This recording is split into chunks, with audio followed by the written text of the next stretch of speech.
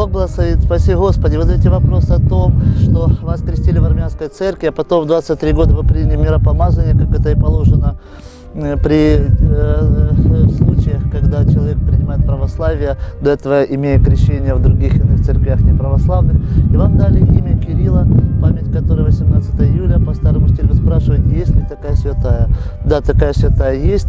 Вы можете открыть любой православный календарь или месяцы слов православной церкви, почитайте житие этой святой, чтобы вы знали, как она повязалась Богу и служила Богу, и, конечно, ходатайствуйте, просите ее помощи, чтобы она за вас молилась у престола Всевышнего Бога и велась в Царствие Небесное со всеми святыми от века Богу угодившими.